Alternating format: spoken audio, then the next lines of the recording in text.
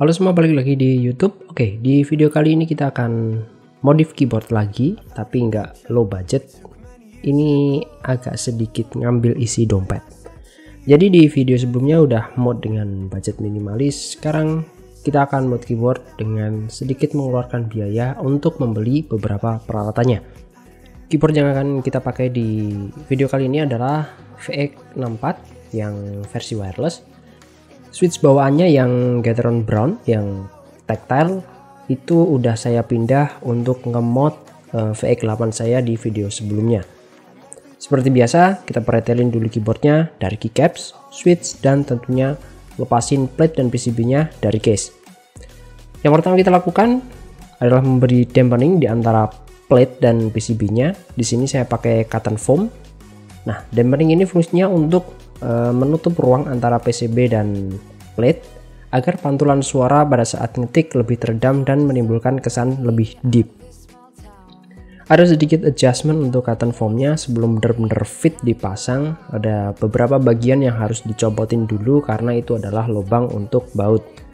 Cara pasangnya yaitu kita taruh dulu aja PCB-nya di atas case. Setelah itu pasang foam dampenernya. Kalau udah, baru ditimpa dengan plate-nya, lalu jangan lupa untuk dibaut plate dan PCB-nya dan juga dengan bottom case-nya. Berikutnya kita lakukan pemasangan switch. Di sini saya pilih pakai switch tactile yaitu Jwick T1 dan tentunya udah saya loop dengan Krytok 205 Grade Zero. Di sini singkat aja, kalian bisa buka dulu switchnya dengan switch opener, lalu pisahin antara top housing, bottom housing, lalu stem dan springnya juga. Dan kita loop satu-satu dengan Krytok 205 Grade Zero nya.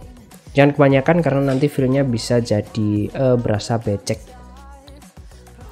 Dan bagian ganti switch ini adalah bagian yang paling berasa untuk mod ini. Dampak ke typing experience-nya akan banyak sekali dipengaruhi di bagian penggantian switch. Nah, setelah terpasang semua switch-nya, selanjutnya kita coba lakukan mod di bagian step-nya. Ada dua mod untuk step yang saya lakukan. Yang pertama adalah Band Aid mode, yaitu dengan nempelin Hansaplast ke bagian PCB tepat di bawah step-nya.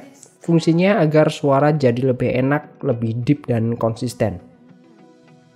Selain itu di sini saya lakukan mod atau tuning di bagian stabilizernya, terutama di bagian space yang rasanya kurang enak dan rattle.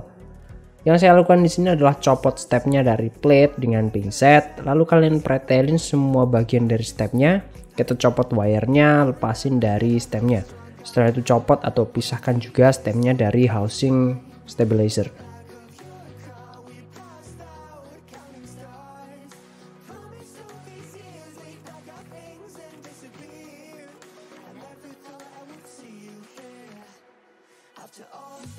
Nah, setelah semua terpisah, ada wire, ada stem, ada housing. Kita lakukan looping ke wirenya dulu. Di sini saya loop pakai Krytok 205 untuk bagian wirenya. Nah, untuk wire yang di loop hanya bagian ujung aja sampai ke bagian sudut dilebihin dikit lah. Karena disitulah tempat terjadinya gesekan. Setelah itu loop juga bagian stemnya dan jangan lupa housing stemnya juga di loop.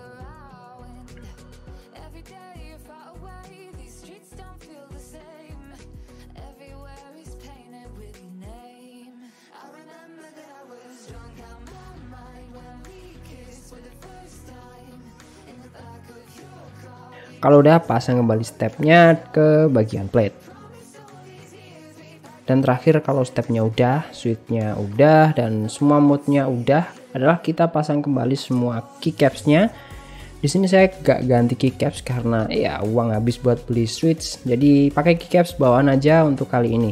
Nah, berikut typing testnya untuk VX64 yang udah saya mod.